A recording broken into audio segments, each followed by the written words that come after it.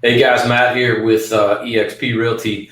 Obviously, we are in the middle of a kind of crazy market right now, a crazy world, and we've got a lot of uncertainty as to what's happening now, what's going to happen next, and so we wanted to jump on here and take a look at what we know, which is our local real estate market. We want to take a look at what's currently happening now with our current business. We want to take a look at what our market looks like locally.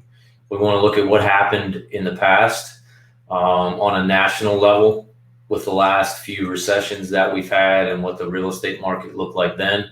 And then we want to go through a couple of areas that we need to watch right now in terms of the real estate market, a residential market, and commercial market. So I've got a little presentation here that I wanted to just run through real quick. There are a lot of photos and graphs. So if you're like me, I'd much rather look at that than look at my face the whole time. So let me get started here. So obviously, this is as of 3/25/20. Things are changing daily, weekly, monthly right now in the market as a whole. So, obviously take it for what it is right now. This may change in a week and we may do an update in a week. Who knows? So we want to kind of get moving on things here. So right now, what's going on in our current real estate market? Currently, we are shut down. Real estate agents in Pennsylvania are part of the shutdown. We are considered non-essential, so that we are not allowed to do in-person showings, open houses. We cannot go visit properties.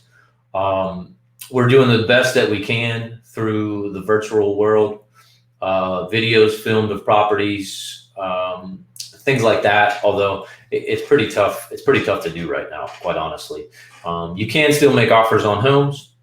Most of them are going to be contingent upon the buyer viewing the property and then starting the inspection process. So it's something that still can happen, and we've had a few of those come through here recently, but not as likely to get something done.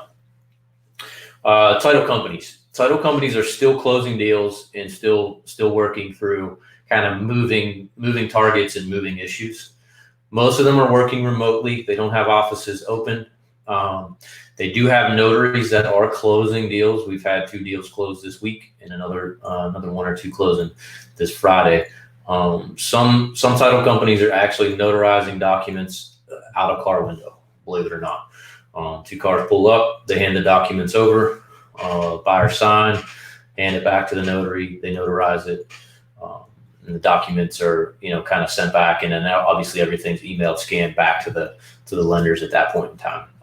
Most real estate agents should not be or are not present during these, and typically we want to keep buyer seller separated. We want to keep as much distance as we can between parties, just to make sure that we are trying to conduct these in as safe a manner as possible. Currently, inspectors are not to be performing in-person inspections. Some may or may not follow that, but most inspections have been canceled to this point in time. Inspection timeframes are going to be extended. So if you're under contract or you just went under contract and your inspection has been canceled, the buyer agent, seller agent, buyer and seller need to be working to perform either a CTA, or there is a new COVID-19 addendum to the contract, which will allow for inspection items, timeframes, mortgage timeframes to be extended indefinitely until things can get back to normal and we can start working again. Lenders are still practicing business. They're pretty much running full steam. Obviously, depending on what's happening with their current staff. Some people may be off work, may need to be off work. They may have issues there. So you may have a few delays just due to staff availability. One of the things that just came out yesterday, Fannie and Freddie, they are now helping by allowing the appraisal process in a lot of cases to be done by what's called a drive-by appraisal or an exterior appraisal. or what they call a desktop appraisal, meaning they can drive by, take photos of the home, make sure it's there. They're going to use the photos from the MLS, and then a lot of the work that's done with an appraisal is done via the MLS anyway, because it's based on comparable sales data. So, a lot of times if they're confident with the square footage, they're confident that, there's nothing there that they need to be concerned about, they can still perform that appraisal without actually having to enter the property. FHA, as of yet, as far as I know, has not allowed that. That's something that we'll be watching to see if they help that process out. Currently, municipalities, which are needed for transfers, lien letters, to get clear title, do have delays. We've had 2 municipalities cancel die tests that were supposed to be done this past week or this week. And usually that's when a municipality does the die test on their own.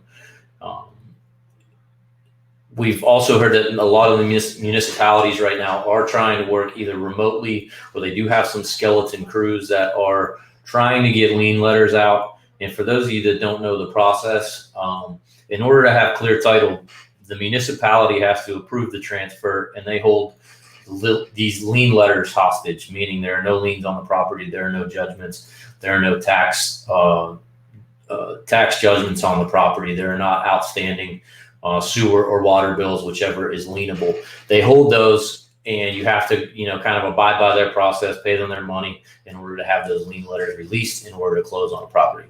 Now, you're probably going to have some delays with most of them. Seems like some of them are working through it. I would expect the city of Pittsburgh, and if you're dealing with PWSA for lien letters, you're almost guaranteed to have delays, because even in a normal market, it was tough to get what you need from them, as far as, especially PWSA, as far as turning around lien letters and certification. So, in summary, expect delays. You're going to have them. Plan accordingly.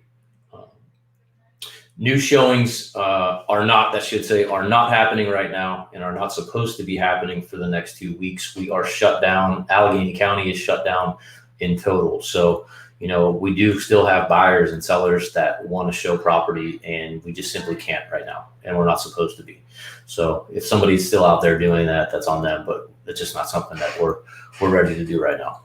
Deals in process are still being worked, and closings are still happening. So if you are under contract right now, your deal's probably going to close unless something crazy happens. There is a chance it could be delayed, or in some random cases now, you may see somebody that does get laid off that was currently ready to be set up to close. So you should have a backup plan regardless. You need to know kind of what's going on in that transaction, where you're at, and you need to stay on top of it. But plan accordingly, have a backup plan just in case. Have a plan in case things get delayed. Do not be sitting in a moving truck because you were scheduled to close that day and find out 2 hours before that it's getting pushed another week. It's just not something that you want to do, and you want to be careful of that. So now I want to look at quickly. I'm going to run through what our current market looks like, and I'm going to maximize the screen so you can see these charts here. So we want to look at pre-coronavirus. So the last data that we have is February. I want to go through each of our local counties here. I want to look at what we're looking like: supply, demand, and inventory levels. So Allegheny County, as of February, you can see the chart here.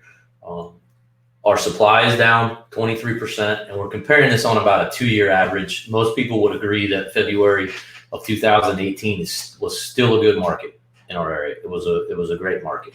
It has been for a number of years now. So comparing us to where we are at now versus then, I think is still a pretty good parameter of kind of what's going on in our market. Supply is down 23%. Demand is up 21%. So our inventory, number of homes for sale, is down. Our demand, number of homes that are being sold, is up. Inventory levels, they're at, all-time lows across the country. So if you see here, obviously in 2018, we had a 4-month supply of housing inventory. Right now we're at 2.1 months. We have 2 months supply of inventory in Allegheny County, which in terms of market, that is a seller's market, as we all know. Washington County, same deal. Supply is down 25%, demand is up 18%. Inventory levels, just like Allegheny County, down 44% over a 2-year average. We have a 3-month supply in Washington County.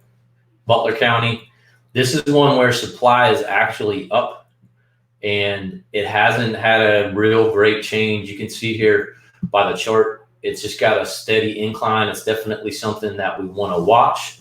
However, if supply is only up 6%, but demand is up 16%, we are still going in the opposite direction, which means inventory levels are still decreasing, or at least were up until up until March here, where we don't have data for that yet. So inventory is down 44% in Butler County as well, with a 2.4 month supply of inventory. Westmoreland County, this is the only one where supply is up and demand is down. So that was heading in a different direction. That's based off February data. I don't know that that's a trend yet, or if that's just kind of, sometimes, these winter months can fluctuate a little bit up or down, but that's really all we've got to go by right now.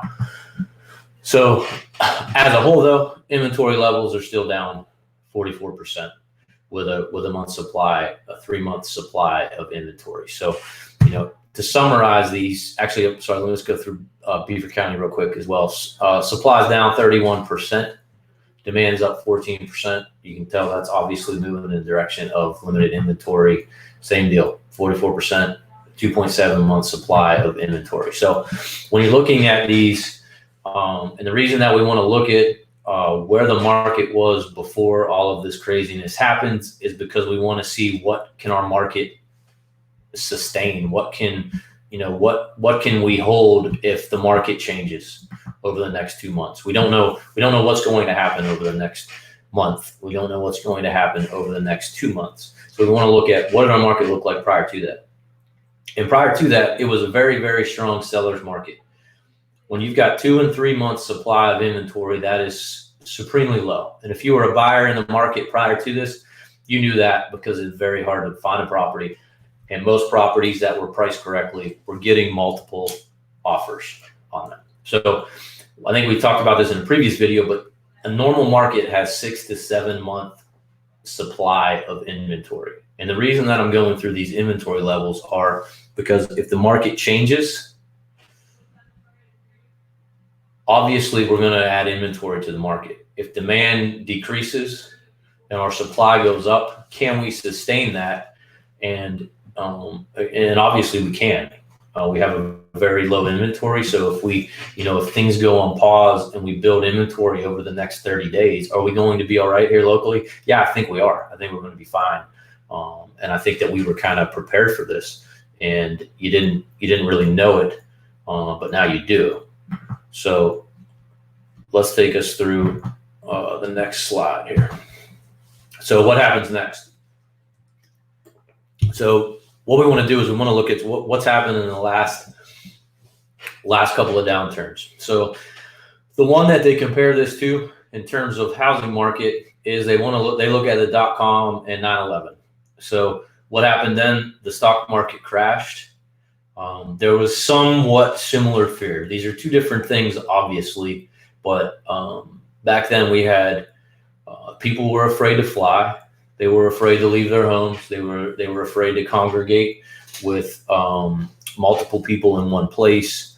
We had fear and uncertainty, and the stock market obviously took the brunt of that. But as we look at this, 2000, 2001, 2002, home values still appreciated. People took money out of the stock market and they put it into real estate at that point in time. Obviously, these are not the same two, but we want to look at as much historical data as we can to evaluate and make an opinion as to what's going to happen next. So, a lot of people say that we're already in a recession. I think that's pretty apparent. But does that equal a housing crash? So these are the last 5 recessions that we have. So in 3 out of the last 5, real estate values went up.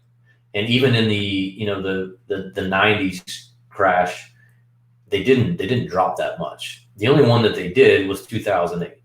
Now 2008, I think we all knew what happened there. That was caused by the housing market. That was caused by, as we'll see here, mortgage availability. I mean, I was in the mortgage business in 2005 and 2006, and you needed a heartbeat and a credit score, and you could purchase a home back then. So everybody was maxing out home values. Everyone could get approved. They were purchasing things they couldn't afford. Their affordability was through the roof, and prices went skyrocketed artificially, and then all of a sudden the market crashed. So I don't think it's the same thing that we're dealing with now. The 6 years leading up to the crash in 2006 that we're talking about, you can see home appreciation. You can see there 8%, 6%, 8, 12, 11 back leading up to the 2006 crash. We're not there. We're about half of that, even a third of that in some cases over the last 6 years, kind of leading up to where we're at now. So what happened during the last few viruses? Obviously, these don't compare to what we're dealing with now in terms of scale and how many countries, markets, financial markets that these are affecting. But you can see here how all of these affected the stock market previously. Goldman Sachs, as of last week, this is their prediction for GDP, which I believe is a good indicator as to what's going to happen, on the kind of in terms of the financial market and how people are spending their money and when will things get back to normal. Now, this quarter too, we don't know if that's going to be the extent of it. We can't predict the future. Obviously, even if that goes into quarter two, if we're back to work in 30 days, things will change. If it takes 60, if it takes 90, obviously these are going to be delayed, but they do feel like things are going to come back and start heading in a positive direction once we work through these, because people are going to be really eager to get back to work. Expect rates to stay low. The Fed has announced that they are going to continue to buy mortgage-backed securities indefinitely. Mortgage-backed securities in the 10-year Treasury are what drive mortgage rates, not the Fed fund rate that you see on television. That is the rate that banks have in order to exchange money between one another and to lend money between bank and Fed. That is not mortgage rate. So, don't be fooled. The interest rates on mortgages are not 0 or 0.5%. However, they're still going to be low for a good period of time, and they're going to continue to buy mortgage-backed securities, which are going to keep mortgage rates low. They can't afford for mortgage rates to skyrocket right now in the middle of a recession and potential housing volatility. Obviously, right now, it is still cheaper to buy a home than it is to rent. In the previous crash, it was much more expensive to own a home than it was to rent in most markets. So it's a big turn of events right now, and it's just a different market than it was in 2006. Mortgage payment as a percentage of income, we are still at very low percentage levels as in terms of what can you actually afford, and what are you paying on your mortgage in terms of how much income that you're paying. We were maxed out in 2006. I was in South Florida, and everybody was house poor. I mean, literally, your mortgage payment was, putting people to a point where they were adding a little bit of debt every month just to stay in their homes. We're not at that level now. We're definitely not at that level in Western Pennsylvania, Pittsburgh area. We're just in a different market. It's just a completely different market, and I think that we have the ability to sustain that. We also have a lot more equity in our homes than we did before. Prior to this. These were the projections that most agencies had as to what was going to happen with home values, and they were going to continue to appreciate. 2000 or 2020, 2021 into 2022, we are going to see, we're going to see some changes, and we're going to see a little bit of uncertainty over the next 90 days. But all in all, we're in a strong housing market, and I think we have the ability to sustain what's going on as long as it doesn't last, years. So these are kind of the unknowns. How long will we be shut down? Obviously, we talked about real estate is shut down in Pennsylvania, other than deals in process. The big thing is how many jobs are going to be lost, and when can we get the economy back pumping again? Because, currently right now, there are so many small businesses, so many people that are going to be out of work, that are being laid off. How quickly can we get that stuff ramped back up and get back in business? We'll have a direct correlation to how the real estate market reacts over the next 30, 60, 90 to 6 months. So what changes to financing we will see, that's yet to be seen. We may see a little bit of tightening in credit in certain areas. We'll talk about that next. Interest rates, I can't imagine interest rates going up right now. They're going to stay, and they're already at historic lows. Even if they fluctuate, which they have a lot over the last couple of days, you've got the stock market going up or down 1,000 or 2,000 points a day. It's impossible to tell exactly how they're going to react. But as of right now, they've been super volatile, up and down a lot. And then obviously, how is our industry going to operate in the real estate market after this? It's going to change. I think people are going to be a lot more prepared and cognizant of who's coming in and out of their homes, how many people you've got in certain places. Even if we turn the corner on this thing, I think you still have to be careful. And so there's going to be some changes to our market, and it's going to move to a little bit more of a virtual world and kind of a reduced interaction world as much as the real estate market can be. So the last thing I want to look at is what market segments that we need to watch. So when the markets turn, when we hit a recession, and this is something that we saw back in 2006, is what are the segments of the real estate market that are affected the most? Obviously, the luxury market. You can already see that New York City, LA, their luxury market is like 15 months days on market right now. There are not people buying. They get a lot of investors from China, overseas. That's not going to continue to happen right now, given the kind of global pandemic that we've got going on. The luxury market is going to take a hit, and it probably will here locally as well. A lot of people who are in the luxury market have a lot of money in the stock market. So I don't see big purchases happening in the luxury market as much moving forward, and they really weren't happening a lot right now to begin with.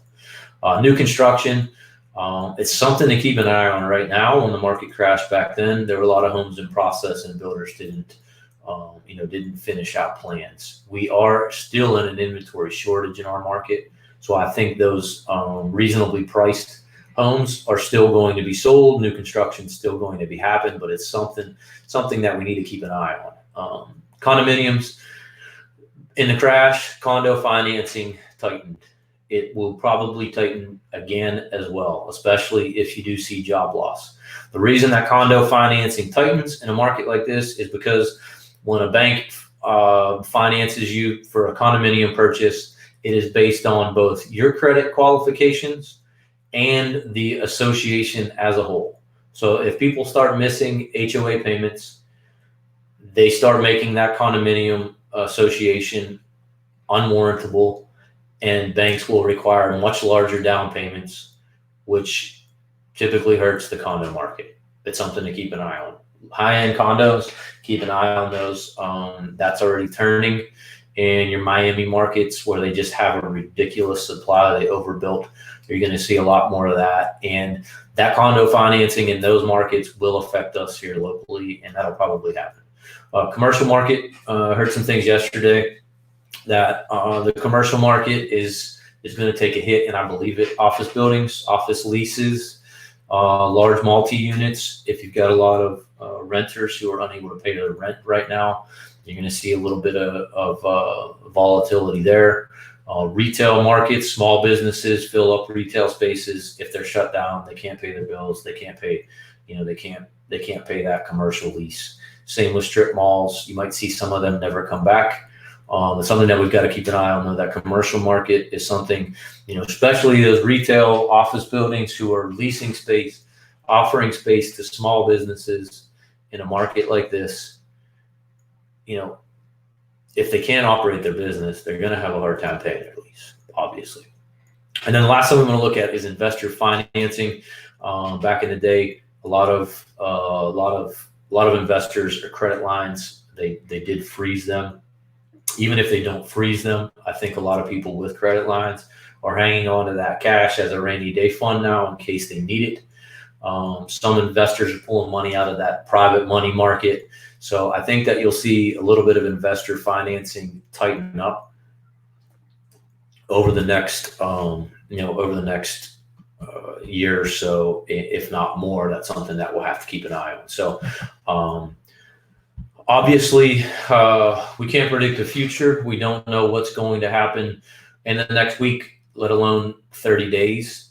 All we know is, all we can do is look at kind of what our market looked like before, how much can we sustain, and hope for the best and continue to close what we can close and get people in homes and get people's homes sold that need it right now. So if there's anything that we can do for you right now, please reach out to us. We're here to help however we can. And hopefully everyone is staying safe right now and staying in their homes. And we'll get through this here, hopefully come out on the other side stronger in a few weeks. So thanks again. Hopefully this was helpful. And if you have any questions, reach out to me anytime.